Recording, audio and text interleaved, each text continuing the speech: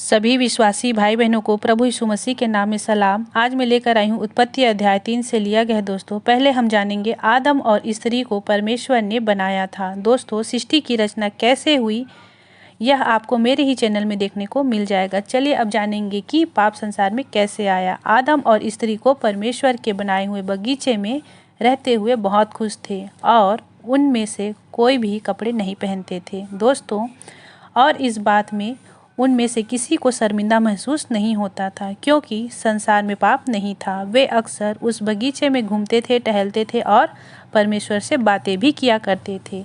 एक दिन जब हव्वा अकेली थी तो एक सांप ने उससे बात की। सांप ने पूछा, क्या यह सच है कि परमेश्वर ने कहा है कि तुम इस बगीचे के किसी भी पेड़ का फल नहीं खा सकती?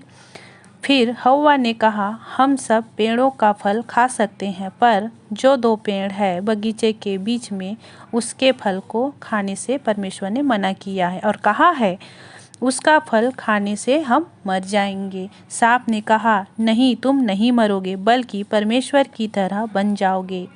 क्या यह सच था? नहीं दोस्तों, यह सच नहीं था, यह झूठ था। सांप उसे बहला फुसलाकर पाप में गिराना चाहता था, मगर हव्वा ने उसे सच मान लिया और वह उस फल को देखने लगी।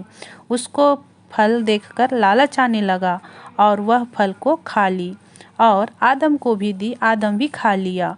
फिर फल खाने के बाद अचानक ही उनकी आंखें खुल गई और उनको मालूम हुआ कि वे नंगे थे। उन्होंने पत्तों से अपने अपने शरीर को ढकने की कोशिश की। फिर आदम और हव्वा ने परमेश्वर को बगीचे में टहलते हुए देखा तो दोनों छिप गए। तब परमेश्वर ने आदम को आवाज़ लगाई, तू कहाँ है आदम? आदम ने जवाब दिया, मैंने आपको बगीचे में टहलते हुए आपको देखा। मैं डर गया था क्योंकि मैं नंगा था, इसलिए मैं छिप गया। फिर परमेश्वर ने पूछा, तुझे किसने बता दिया कि तू नंगा है? क्या तूने वह फल खाया था जिसे खाने के लिए मैंने तुझे मना किया था? आदम ने हव्वा पर दोष लगाया और हव्वा ने सांप पर। दोस्तों, यहाँ आदम और हव्वा ने यहोवा की बात नहीं मानी। फिर परमेश्वर ने सांप से कहा, तू श्रापित है और तू अपने पेट के बल लेटेगा और मिट्टी चाटेगा। तुम और हव्वा एक दूसरे से घृणा करोगे और तुम दोनों की संतान एक दूसरे से घृणा करेंगे और यह स्त्री का वंशज तेरे सिर को कुचलेगा और तू उसकी एड़ी को डसेगा। और परमेश्वर ने हव्वा से कहा, जब तू संतान में जन्म देगी तो पीड़ा होगा और तू अपने पति से लालसा करेगी और वह तुझ पर प्रभुता करेगा। और फिर परमेश्वर ने आदम से कहा, तूने अपनी पत्नी की बात सुनी, मैंने जो आज्ञा दिया था उसे नहीं मानी, इसलिए भूमि श्रापित हुई और तुझे भोजन उगाने के लिए कठिन परिश्रम करने की आवश्यकता होगी और तू मर जाएगा और तेरा शरीर मिट्टी में मिल जाएगा। फिर परमेश्वर ने आदम और हव्वा दोनों को बगीचे से बाहर निकाल दिया। परमेश्वर यहोवा नहीं चाहता था कि वे बगीचे में रहे और परमेश्वर ने किसी को भी उस जीवन के पेड़ के फल को खाने से रोकने के लिए उस बगीचे के प्रवेश द्वार पर शक्तिशाली स्वर्गदूत को बैठा दिया और एक आग की तलवार रखी। दोस्तों, जानने वाली बात यह है कि क्या हव्वा से सचमुच सांप ने बात की थी?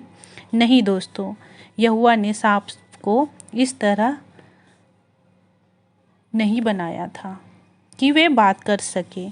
असल में एक बुरे स्वर्गदूत ने सांप के जरिए हव्वा से बात की।